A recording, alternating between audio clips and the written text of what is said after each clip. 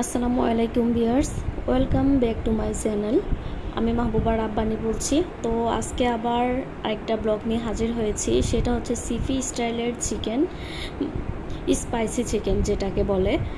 একবার করে খেয়ে দেখবেন, মাশাল্লাহ অনেক মজা হয়। কালকে মেহমান আসতে করেছিলাম, কিনে এনেছিল, পরে দেখে আমি আবার বাসায় আজকে বানিয়েছি, খেলাম, আলহামদুলিল্লাহ ভালো হয়েছে।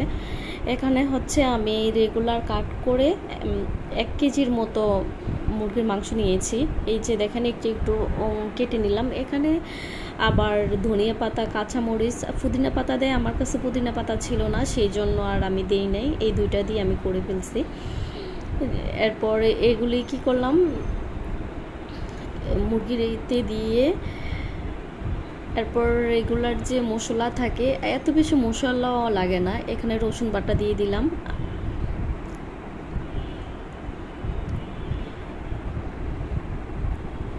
এরপর হচ্ছে আদা বাটা দিয়ে দিব।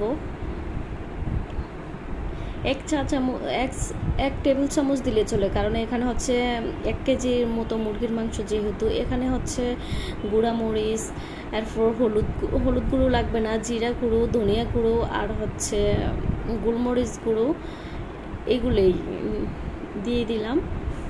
আর দিলাম গরম মশলা। আর এখানে হচ্ছে আবার ময়দা, কর্নফ্লাওয়ার, একটু ফুড কালার বলতে আমি জর্দা রং দিয়েছি। আর এখানে 3 ধরনের মশলা। এটা আমার বাসুটা লন্ডন থেকে আনছে, ছিল দেখে দিয়েছি, আর না দিলে স্কিপ করতে পারে না। শুধু কর্নফ্লাওয়ার আর হচ্ছে ময়দা দিয়ে আপনি করতে পারবেন, এই দুইটা হলেই চলবে। আর আমি এক্সট্রা ওইটা দিয়েছিলাম আর কি। এখানে আবার সয়া সস দিয়ে দিচ্ছি।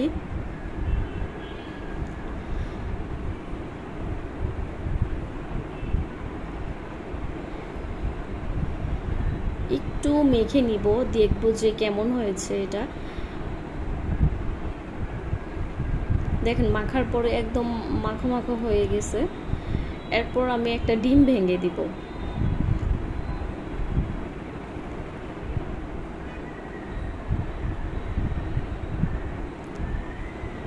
ডিম ভেঙে আরও ভালো করে, একদম ভালো করে মাখতে হবে, অনেকক্ষণ মাখা লাগে।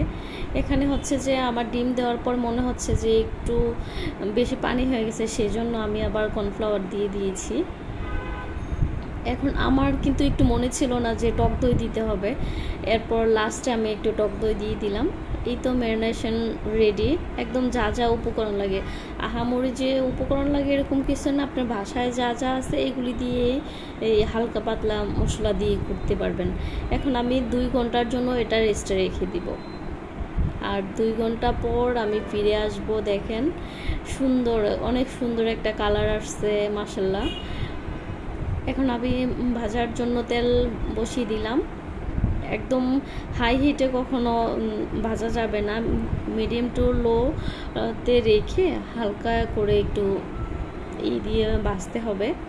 তো আমি এই তো চিকেনগুলো দিয়ে দিছি, কারণ আমরা মানুষ 4 জন, আর বেশি লাগে 3 জন, সেই জন্য আর এত বেশি দিতে হয় না। এই তো আমার চিকেনগুলি ভাজা হচ্ছে এদিক দিয়ে।